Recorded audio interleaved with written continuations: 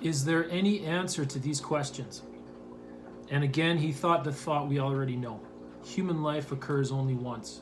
And the reason we cannot determine which of our decisions are good and which bad is that in a given situation, we can make only one decision.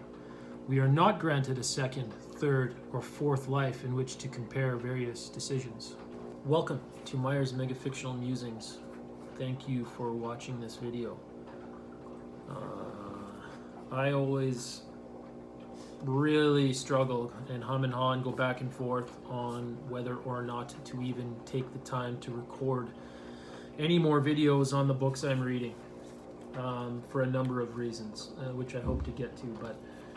But today I do want to try to talk about The Unbearable Lightness of Being by Milan Kundera.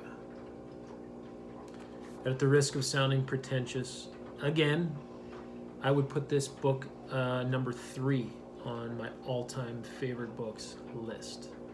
Probably very close to on par with The Recognitions and Slaughterhouse-5. All of which would be behind Infinite Jest and Pale King as my very, very favorite novels. Now, going back to my struggles with making videos, I do feel really dumb when I try and record a video.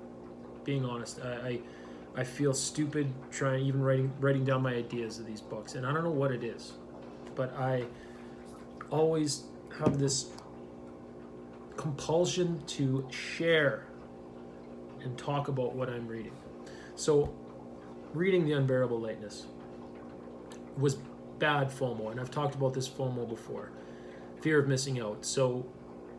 And this whole idea and concept is directly reflected in a theme in Unbearable Lightness of Being. I wanted to capture everything I loved about this book each time. You know, I read slow, and when I'm really enjoying a book, I read even slower.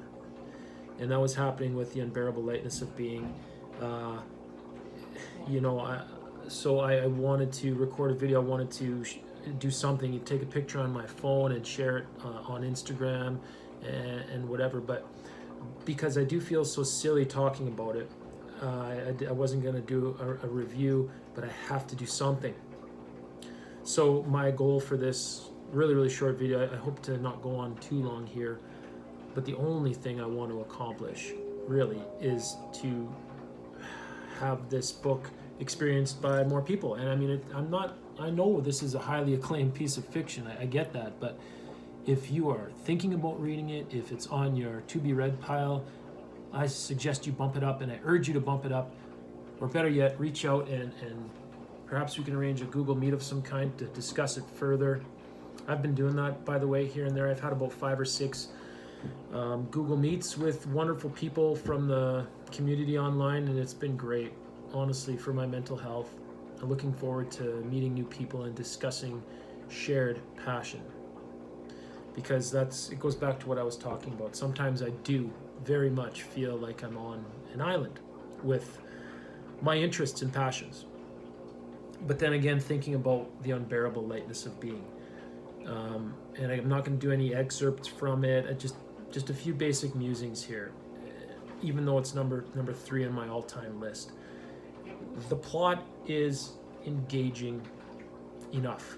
And I'm not big on plot anyway. I love to, feel excited when I pick up a book, but the plot does come secondary again in The Unbearable Lightness of Being.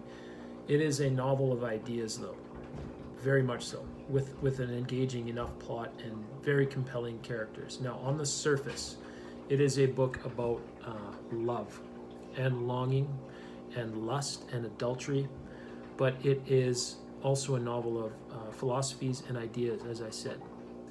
Now, on the surface, I feel like, why do I love it? Why do I love these characters so much? Why do I identify so much with this book? I'm not an adulterer. I'm not a young man traveling and living in Prague or Paris, But it's political without being suffocating. It's romantic without being sappy. And it's sexual without being super explicit. So it's got a lot to it. But again, this idea, and it directly is reflected in the title, by the way. I'm not sure how familiar you are with Nietzsche and his philosophies. I certainly wasn't. But getting into, reading up on this book a little bit more, the ideas presented in here, the most fundamental one would be this concept of eternal return. And everybody, I think, might understand that a little bit differently. Now, that whole concept is directly challenged or confronted in this novel. Okay, so rather than eternal return, or the concept of recurrence, or parallel worlds, or however you want to understand that, the fact that things happen in some form or another throughout eternity, it's confronted instead in this novel by the idea that life is fleeting. Moments are fleeting, and there's this ongoing, as I said, there's this sense of sadness at time passing. Listen, we don't get another shot at life, do we? And I struggle with that sometimes. I really, really do. I mean, there's only one chance. I think we know that. But it makes every moment potentially sacred and beautiful, I think. And in a way, I think this goes back to, in my brain, the philosophy of David Foster Wallace and the ideas presented in the This Is Water speech, and even within Infinite Jest and Pale King. But, so it contradicts or contrasts this idea of Nietzsche's eternal return to this lightness of being, where, we don't get a second chance. We don't have a rehearsal. We can't try things again. Every moment is here, and then it's gone forever. So I absolutely struggle with that whole idea, and I think about it. I mean, it's a beautiful philosophy that lingered in my brain long after I read this book. So again, as I said, the plot, in my opinion, is secondary, but still very, very engaging. As I said, it's political. It takes place in the late 60s, early 70s, when the Red Army was invading Czech Republic. So, there's elements of politics, and we follow a number of different characters throughout the story, all searching for meaning in life, all finding their way. Some are looking for love, others are looking for pleasure, and it's so well done. I picked up another one of Milan Kundera's books the other day at the bookstore. I think it's called The Joke.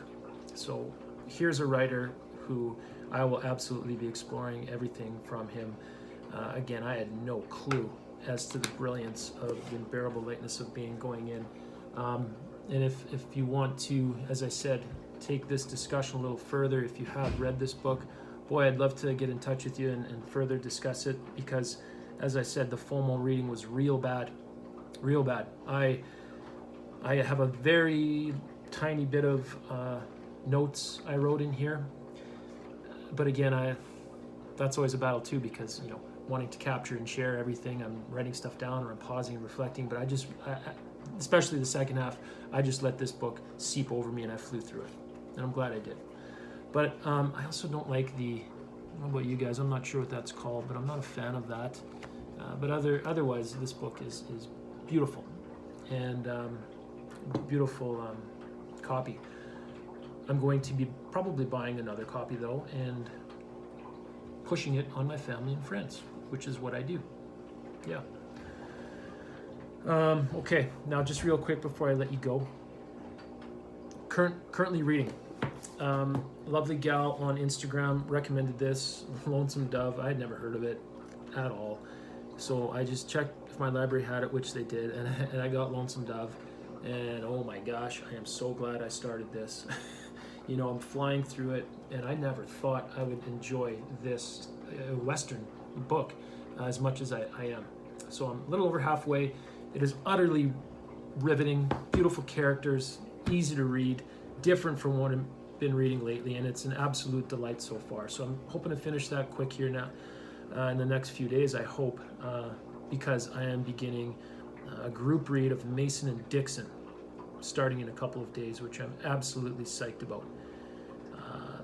Roughly this time last year, I think, I participated in a group read of Gravity's Rainbow, my first Pynchon. And it's just an amazing experience. I loved it. It really, really, I think, made the reading better. So I can't wait to do that with Mason and Dixon coming up in a few days. So I'll finish up Lonesome Dove, and then my side read while I tackle Pynchon is going to be Dennis Johnson.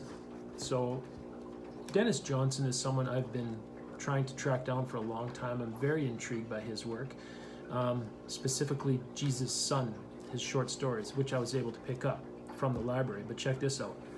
The lady gave me my bag when I went to curbside pickup there to get Jesus' Son, and it was like weighed next to nothing. I was like, oh, you must have the wrong book. So I peeked in there, and look at this adorable little thing. Are you kidding me? Like, that was a nifty little surprise. This tiny little pocketbook of Dennis Johnson. So this is going to make it even more functional as a side read than while I do Mason and Dixon. So very, very cool little pocketbook here. Look at the size of this thing. So it's pretty cool side read for Mason and Dixon. I think that's it. Please do read The Unbearable Lightness of Being, and drop me a line or a comment, and we can connect further about this amazing book. Okay, hope you're all doing well. Be safe. Take care, okay?